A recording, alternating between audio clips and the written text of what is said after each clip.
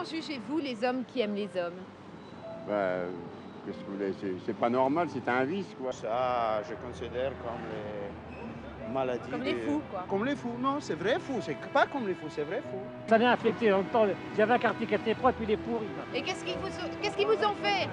Ils l'ont pourri. Vous savez, l'amour en homme, hein, Vous ne croyez pas? je crois pas.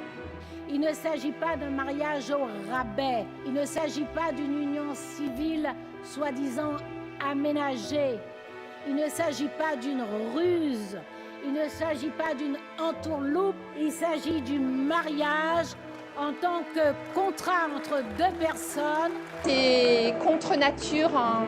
Oui, c'est bien le mariage avec toute sa charge symbolique et dans les mêmes conditions, avec toutes ces règles d'ordre public que le gouvernement ouvre aux couples de même sexe. Les anti-mariages pour tous qui ne baissent pas les bras, ils étaient 6 000 à manifester aujourd'hui à Versailles pour dénoncer une politique du gouvernement qu'ils estiment hostile à la famille.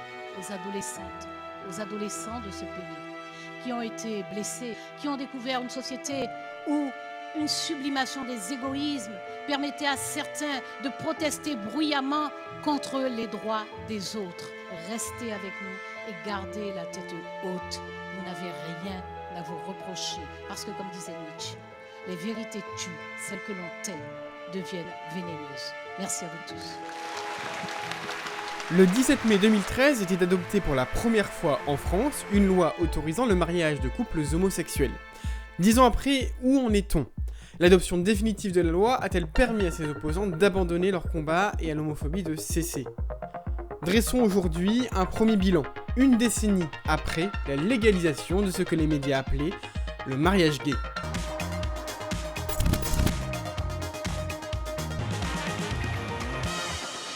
Au moment du débat autour de la loi, des manifestations d'opposants à celle-ci regroupent des centaines de milliers de participants, parmi lesquels un certain nombre d'élus, notamment de droite. Parmi eux, des personnages politiques bien connus, à commencer par Valérie Pécresse, Laurent Wauquiez et Gérald Darmanin. À ce moment, les affrontements idéologiques sont importants. La Manif pour tous se constitue comme principal groupe de contestation à la légalisation du mariage gay, avec en tête de cortège Ludovine de La Rochère, sa présidente, dès le début de l'année 2013.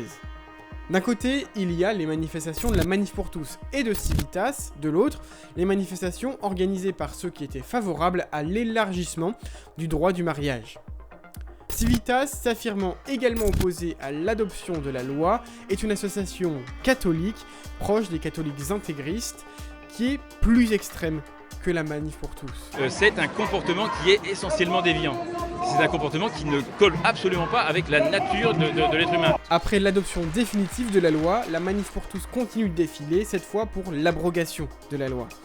Ces manifestations réunissent à chaque fois quelques milliers de personnes, mais dans des proportions bien moins grandes qu'avant le vote.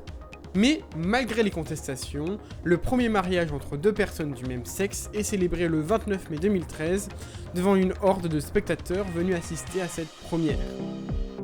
La joie retombée, il faut tout de même dresser un constat. L'homophobie ne faiblit pas ou très peu. En 10 ans, les agressions et les discriminations contre les homosexuels n'ont pas l'air de se raréfier. Au contraire.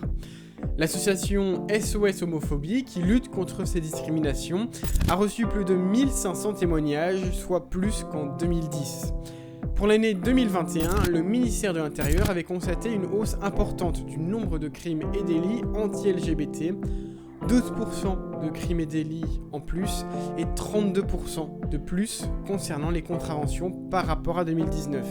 Très récemment, une mère a même démissionné après avoir été victime d'une agression et d'injures à caractère homophobe, avec notamment des menaces de mort, des violences et des insultes. En janvier dernier, une enquête avait été ouverte après le suicide d'un ado de 13 ans qui subissait du harcèlement scolaire en raison de son orientation sexuelle. En 2019, c'est un nouveau sujet qui se présente, la légalisation de la PMA pour toutes. Il s'agit donc de l'ouverture de la procréation médicalement assistée pour les couples de femmes et les femmes célibataires. Et ce nouveau débat a pour effet de remobiliser les associations qui avaient lutté contre le mariage pour tous et qui, déjà au lendemain de l'adoption de la loi sur le mariage pour tous, manifestaient contre une possible adoption de la GPA et de la PMA. Faisons un petit point lexique quand même. La PMA, procréation médicalement assistée, consiste à une intervention médicale pour qu'un couple hétérosexuel, homosexuel ou qu'une femme non mariée puisse avoir des enfants. Du point de vue médical, plusieurs techniques sont utilisées comme l'insémination artificielle, qui consiste au dépôt de spermatozoïdes directement dans l'utérus. La fécondation in vitro ou la fécondation a lieu en laboratoire et l'embryon est finalement transféré dans le corps de la femme, ou enfin l'accueil d'embryon qui est utilisé dans certains cas particuliers. Pour la GPA, la gestation pour autrui, le principe est inverse. Une femme, qu'on appelle généralement une mère porteuse, va permettre au fœtus de se développer et à l'enfant de naître, pour ceux qui ne peuvent biologiquement pas le faire à cause d'une stérilité ou dans le cadre d'un couple de 2 hommes. En 2019, c'est donc la PMA qui est au cœur des débats, il est alors question de l'autoriser. Comme en 2013, la Manif pour tous manifeste dans les rues contre ce projet de loi qu'ils considèrent comme destructeur pour la famille traditionnelle. Ces manifestations donneront lieu à des débordements comme l'agression d'équipes de journalistes venus couvrir l'événement. Et finalement, malgré l'opposition de la Manif pour tous et de Civitas, les mêmes qu'en 2013, la loi dite bioéthique est adoptée le 2 août 2021. En France, la gestation pour autrui est toujours illégale, mais les lois de 2013 et de 2021 ont permis aux couples ayant eu recours à la GPA à l'étranger d'obtenir plus facilement la filiation légale avec leur enfant.